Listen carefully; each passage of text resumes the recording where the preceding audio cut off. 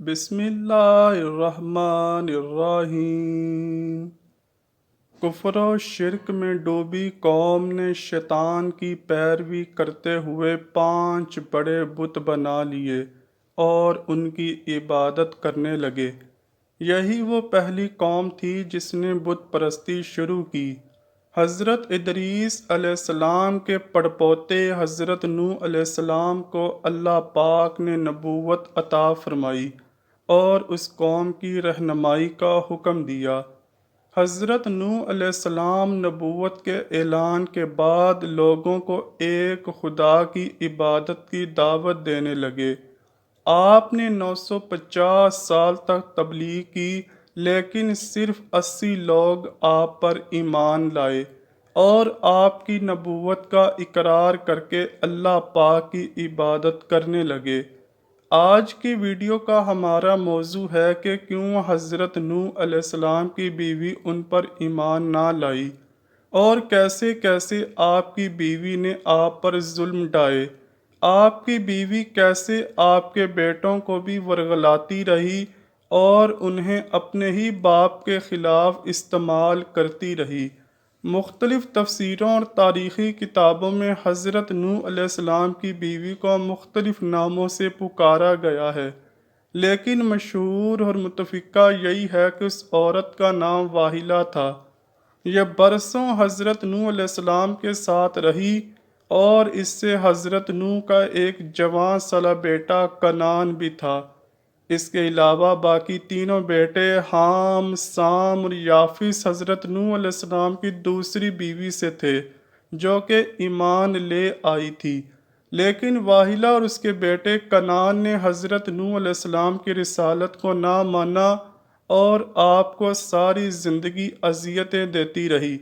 جب حضرت نوح علیہ السلام نے اعلان نبوت فرمایا تو قوم کے لوگوں نے ان کی دونوں بیویوں کے رشتہ داروں کو اکٹھا کر لیا اور حضرت نوح کے گھر بھیج دیا کہ وہ اس نئے دین کی دعوت دینا بند کر دے، نہیں تو پوری قوم مل کر نوح کے گھر کا گھیراؤ کر لے گی۔ روایتیں ملتی ہیں کہ جیسے ہی اپنے رشتہ داروں کو واحلہ نے دیکھا تو اعلان کر دیا کہ میں اور میرا بیٹا کنعان نوح کی کبھی بھی پیروی نہیں کریں گے، اور واحلہ نے اپنی قوم سے وعدہ کیا کہ وہ نوح کو اس نئے دین کی تبلیغ سے ضرور روک لے گی۔ خیر، واحلہ نے زبردست مہم چلائی اور ہر محاذ پر اپنے شوہر کی مخالفت کرتی رہی، لیکن حضرت نوح علیہ السلام تبلیغ حق کرتے رہے، یہاں تک کہ ایک دن قوم کے لوگوں نے گھر پر اس وقت حملہ کر دیا کہ جب حضرت نوح علیہ السلام کے تینوں مومن بیٹے گھر پر نہ تھے، جبکہ کنعان اور واحلہ گھر میں موجود تھے، بلکہ یہ حملہ بھی واحلہ ہی کی سازش تھی۔ لوگوں نے حضرت نوح علیہ السلام کو لہو لہان کر دیا اور بے پناہ ظلم کیا۔ واحلہ نے جب دیکھا کہ یہ لوگ حضرت نوح علیہ السلام کی جان ہی لے لیں گے تو ان کو یہ کہہ کر روک دیا کہ اب سے میرے شوہر تبلیغ دین سے باز آ جائیں گے۔ مزید کہنے لگی، اے میری قوم کے لوگو، نوح تو دیوانے ہو گئے ہیں، تم انہیں مار مار کر اپنی مرضی کے مطابق نہیں بنا سکتے۔ تم انہیں مت مارو، یہ جو کچھ کہتے ہیں حالت دیوانگی میں کہتے ہیں، انہیں خود بھی نہیں معلوم کہ یہ کیا کہہ رہے ہیں۔ اس طرح لوگوں نے حضرت نوح علیہ السلام کو چھوڑ دیا۔ حضرت نوح علیہ السلام کو اپنی بیوی کی ان باتوں سے بہت تکلیف پہنچی۔ انہوں نے پہلی بار خدا سے شکایت کی، خدایا میں کافروں میں گر گیا ہوں، اگر یہ لوگ مومن نہیں ہو سکتے تو ان کو تباہ و برباد کر دے۔ قوم نوح کا حال یہ ہو گیا تھا کہ مرنے سے پہلے ہر بندہ اپنی اولاد کو نصیحت کرتا تھا کہ نوح دیوانے کی باتوں پر کان نہ دھرنا۔ پھر جب اللہ پاک نے وحی کی کہ جو ایمان لا چکے ہیں ان کے علاوہ اب آپ پر کوئی ایمان نہ لائے گا، تو پھر آپ نے بارگاہ الہی میں مناجات کی اور آپ کی دعا قبول ہوئی، اور اللہ پاک نے آپ کو ایک کشتی بنانے کا حکم دیا۔ اللہ نے حکم دیا کہ کشتی نوح میں سوار ہونے والوں کے علاوہ دنیا کی تمام مخلوق تباہ و برباد کر دی جائے گی۔ قرآن میں ارشاد باری تعالی ہے، اور نوح کو وحی ہوئی کہ تمہاری قوم سے مسلمان نہ ہوں گے مگر جتنے ایمان لا چکے، تو غم نہ کھا اس پر جو وہ کرتے ہیں، اور کشتی بنا ہمارے سامنے ہمارے حکم سے، اور ظالموں کے بارے میں مجھ سے بات نہ کرنا، وہ ضرور ڈبوئے جائیں گے۔ اور نوح کشتی بناتا ہے جب اس کی قوم کے سردار اس پر گزرتے، اس پر ہنستے ہیں۔ بولا اگر تم ہم پر ہنستے ہو تو ایک وقت ہم تم پر ہنسیں گے جیسا تم ہنستے ہو، تو اب جان جاؤ گے کس پہ آتا ہے وہ عذاب کہ اسے رسوا کر دے، اور اترتا ہے وہ عذاب جو ہمیشہ رہے۔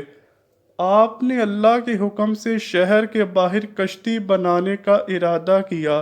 ابھی طوفان نوح آنے میں 200 سال باقی تھے۔ آپ علیہ السلام کو کشتی بنانے کے لیے لکڑی کی ضرورت تھی، لہٰذا آپ علیہ السلام نے لکڑی حاصل کرنے کی غرض سے ساگوان نامی کچھ درخت لگائے جن کی لکڑی بہت مضبوط ہوتی ہے۔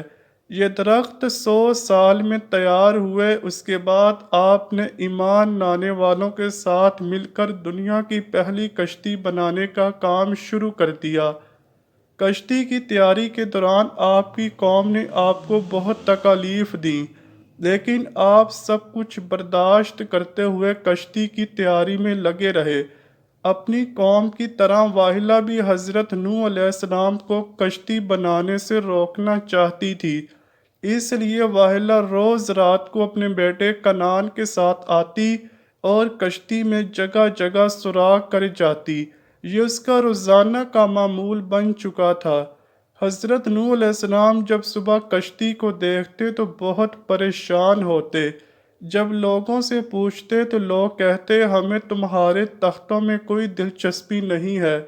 خیر ایک دن حضرت نوح علیہ السلام نے سارا دن تختوں کو جوڑنے میں لگایا اور شام کو اللہ پاک سے دعا کی، اے میرے خدا، جو بھی آج رات میرے ان تختوں میں سوراخ کرے تو اس کے ہاتھ کو بے جان کر دے۔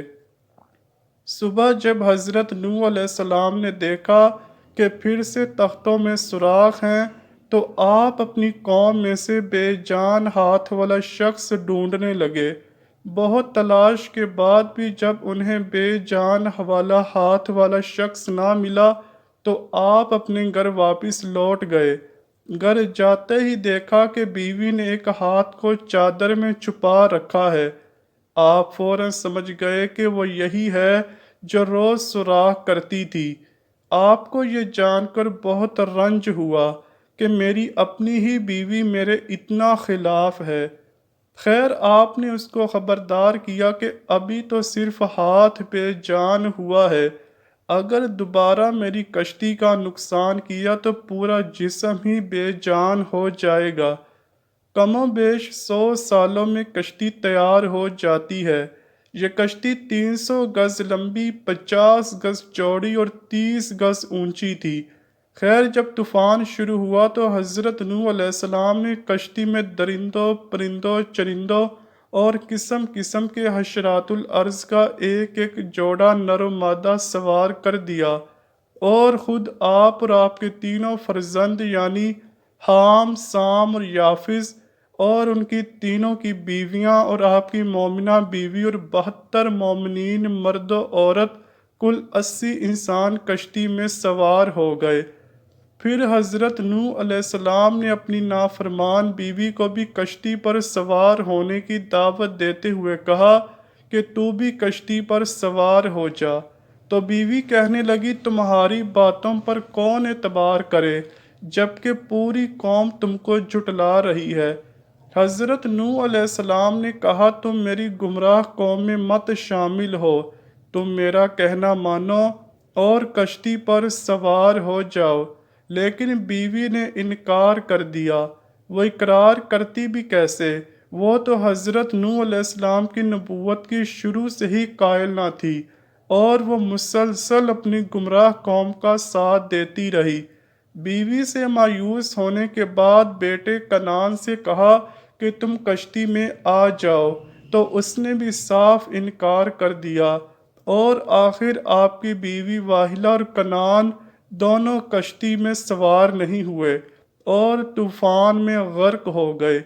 ناظرین، اس میں کوئی شک نہیں کہ حضرت نوح علیہ السلام کی قوم، ان کا ایک بیٹا اور بیوی اللہ پاک کی نافرمانیوں کی وجہ سے غرق ہوئے۔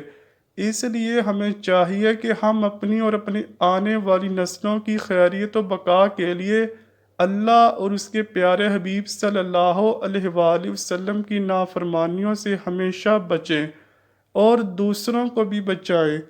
آئیے ہم عہد کرتے ہیں کہ گناہوں سے دور رہتے ہوئے نیک اعمال کریں گے اور ہر ایک کی اپنی حیثیت کے مطابق مدد کریں گے۔ اللہ پاک ہماری دعاؤں کو اپنی بارگاہ میں قبول فرما لے۔ کمنٹ سیکشن میں آمین لکھنا مت بھولیے گا۔ امید کرتا ہوں کہ آپ کو ویڈیو ضرور پسند آئی ہوگی۔ اگر ویڈیو پسند آئی ہے تو ویڈیو کو لائک کیجئے، شیئر کیجئے اور چینل کو لازمی سبسکرائب کیجئے۔ ملتے ہیں اگلی ویڈیو میں، تب تک کے لیے اللہ حافظ۔